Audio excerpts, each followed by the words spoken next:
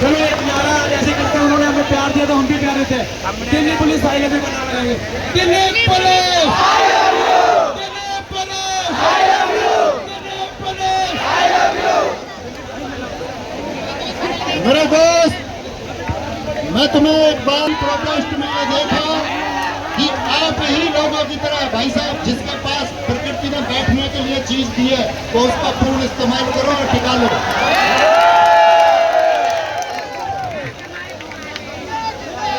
मेरे भाई, जो इस आंदोलन को सही मायने में समर्थन देने आया है, जो सही मायने में ये चाहता है कि इन छात्रों की मांग उस अपने सरकार तक पहुंचे जो ना तो देखना चाहती है, ना सुनना चाहती है, ना महसूस करना चाहती है, उसकी ज्ञानेंद्रियों के अंतिम बिंदु तक तुम्हारी आवाज गूंजनी चाहिए। तुम ये आवाज वहां तक पहुंचाओगे कि नहीं पहुंचाओगे?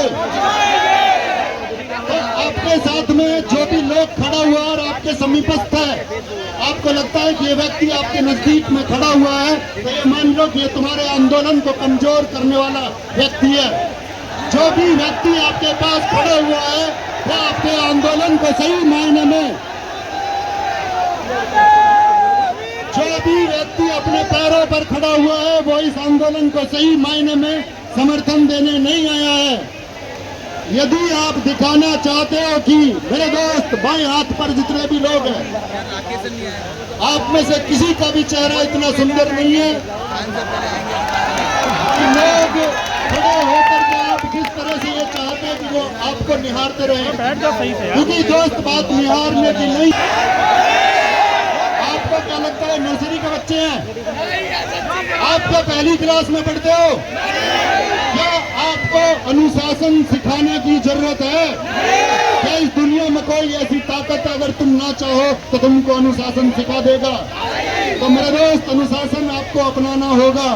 और मैं ये आपसे कहूं कि जितने लोग यहाँ अनुशासन की, हाँ जी भाई साहब, आप सब लोग भी, हेलो टेडी बियर जैसे बाल वाले भैया, सुनिए, जिस किसी के भी अपनी टीम है, मैं बताता हूँ आपको साफ शब्दों में, पाँच कर रहे हैं, सबसे ज्यादा अनुशासन आप ही लोग बिगाड़ रहे हैं। मैं ये कहूंगा कि ये लोग अनुशासित लोग हैं, ये लोग अपना भविष्य बचाने के लिए यहाँ पर बैठे हैं।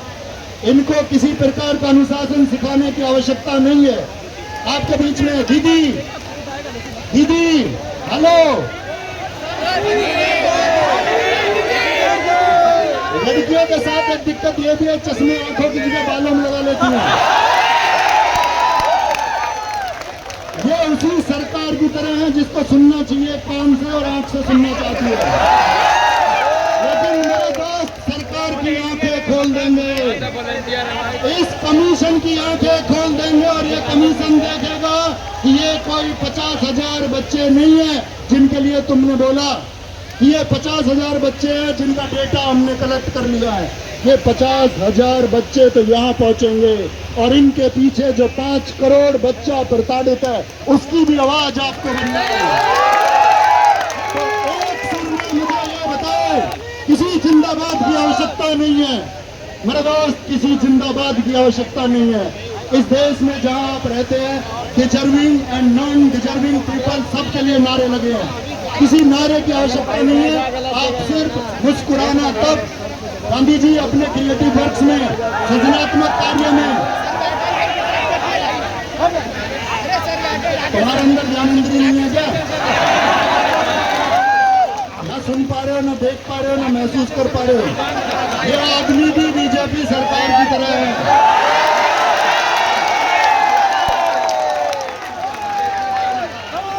मैं एक बात कहना चाहूंगा, दोस्त सुनिए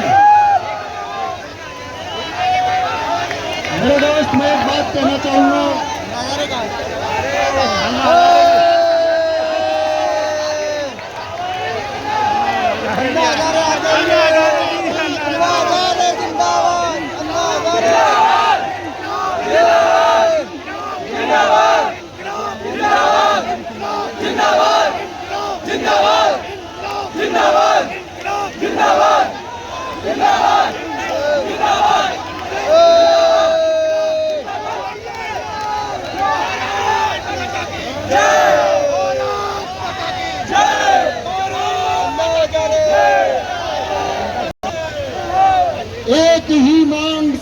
पहली मांग आप किसी और मांग पे, किसी और समझौते पे आप डिग मत जाना।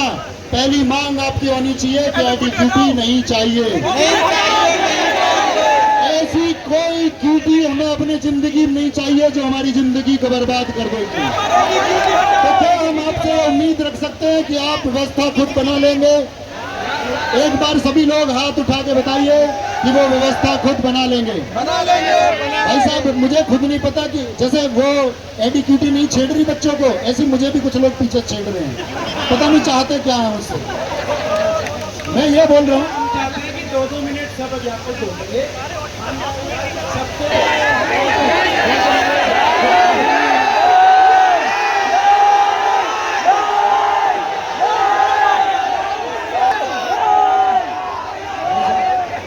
ये भाई साहब ये कहना चाह रहे हैं, ये भाई साहब कहना चाह रहे हैं कि आप माइक नहीं दोगे तो हम बच्चों से कहवा के देखेंगे। क्या माइक कोई और ले लेगा?